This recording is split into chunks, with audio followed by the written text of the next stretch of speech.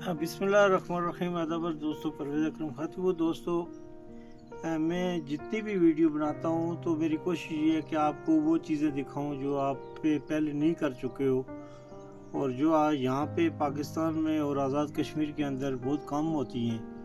तो मेरी कोशिश ये होती है कि आप लोगों को कोई लेटेस्ट चीज़ दिखाऊँ। मैं आपको आज, इससे पहले एवोकाडो के पौधे मेरे पास मौजूद हैं।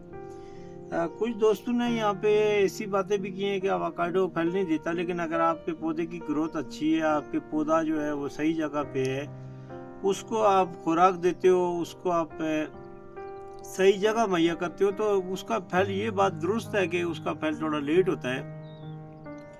लेकिन जब पौधे की ग्रोथ मजबूत हो, पौधा फुल जवानी में होता है, तो फिर वो फल दे देता है। तो मेरे पास भी कुछ पौधे हैं। कुछ टाइम पहले मैंने सऊदी अरबिया में भी इसका तजर्बा किया था, फिर बीज लेके आया था, या मैंने खुद अपने पौधे उगाए।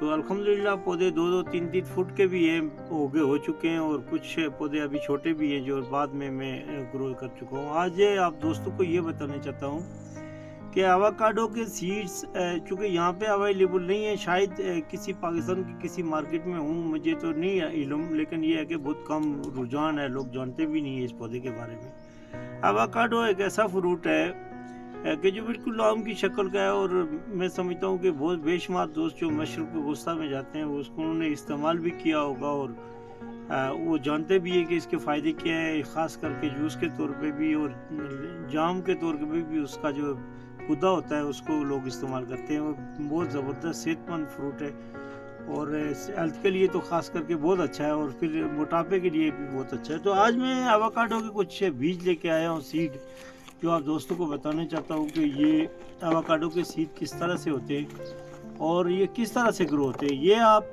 ये देखें, ये इसके जो दरमियान से इसकी जर्मिनेशन होती है, और एवोकाडो जो है ये इसके बीज होते हैं। ये फ्रूट खाने के बाद सऊदी अरबिया से कोई दोस्तों से मैंने मंगाए, ये यहाँ पे अवेलेबल नहीं है उस तरह से। तो इसकी एक बात ख़ास आप ज़हन नशीन करें, छिलका जो होता है जब तो ऐसा ही होता है, लेकिन छिलका उतार के भी ग्रो करें तो इसके अंदर से ये होता है, बिल्कुल फ्रेश बीज है। मैं इसको ग्रो करूँगा। इसकी जर्मिनेशन थोड़ी लेट होती है, क्योंकि ये ऐसे नहीं होता कि जैसे टमाटर प्याज की बीज पनीरी लगा ली तो, या बीज लगा दिया तो हफ्ते बाद निकल आया, इसको थोड़ा टाइम लगता है।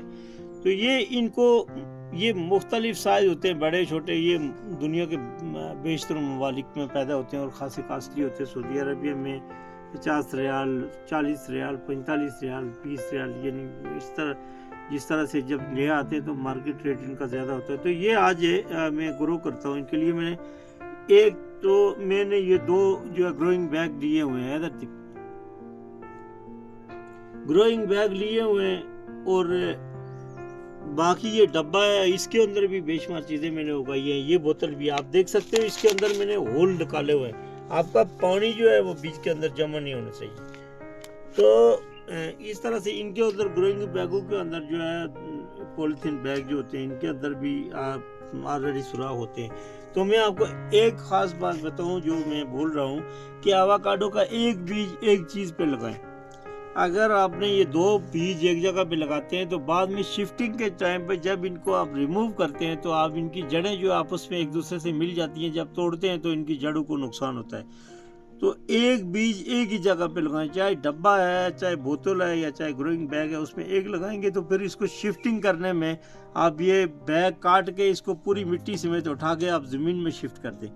अगर आप बाद में इसको अलग करेंगे, 2 पौधों की जड़ें आपस में मिल जाएं, तो उसमें पौधे सूखने का जो है वो ज़्यादा चांस होता है, वो पौधा मर जाता है। तो इसलिए इनके लिए, सबके लिए अलग अलग आपको बैग तैयार करने पड़े। तो दोस्तों, मैं किस तरह से इसको ग्रो करता हूँ ये आप देख सकते हो। इसका ये फेस है, ये ऊपर की तरफ आपने कर देना है। वो करने के बाद इसको आप इस तरह से दबा दें। आप दबाएंगे, दबाने के बाद जो है ये, कुछ लोग इसको पानी में भी ग्रो करते हैं। पानी में इसको यहाँ 2 तीलियाँ लगा के इस साइड पे वीडियो व्यूज़ लेने के लिए भी कर देते हैं। तीलियाँ लगा के पानी में डुबो कर रखते हैं, जैसे लहसुन होता है, तो वो बाद में उसकी जड़ें निकल आती है। लेकिन ये मैं समझता हूँ कि कोई बहुत बड़ा अमल नहीं है। इसका तरीकाकार यही बेहतर है कि आप इसको इस तरह से लगाएं और आराम से बाद में इसको शिफ्ट कर दें।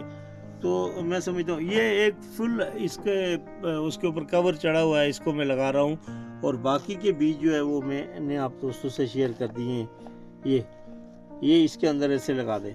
तो इसके बाद आपने एक दफ़ा इसको पानी लगा देना है। पानी लगाने के बाद आपने किसी ऐसी जगह पे डाल देना है, रख जगह जहाँ पे ज़्यादा पानी इसके में खड़ा ना हो या ज़्यादा पानी ना लगे। बस ये है कि इसके अंदर इसकी जो है जर्मिनेशन हो जाती है। तो आप दोस्तों से गुजारिश करूँगा कि इस तरह की जो चीज़ें होती हैं वो आप लगाएं। प्रैक्टिकल करने में या इसे एक्सपेरिमेंट करने में क्या अर्ज है। मैं ऑलरेडी कामयाब हूँ इसमें, चूँकि मेरे पास ऑलरेडी ये जो आप देख सकते हो ये एवोकाडो की ये ऑलरेडी बड़ा पौधा है। ये इसकी मैंने कटिंग की लगाई हुई है, तो ये पौधा ऑलरेडी मेरे पास मौजूद है, ये मौजूद है। इस तरह से मेरे पास पौधे मौजूद है। तो इसी पे ख़त्म करता हूँ। दोस्तों से ये गुजारिश करूँगा कि दोस्तों मेरी वीडियो को ज़्यादा से ज़्यादा शेयर किया करें ताकि दूसरे लोग भी देखें, उनको भी फ़ायदा हो।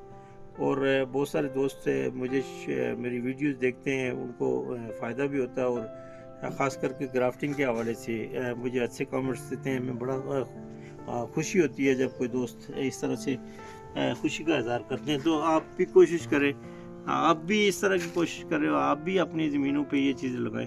तो थैंक यू वेरी मच।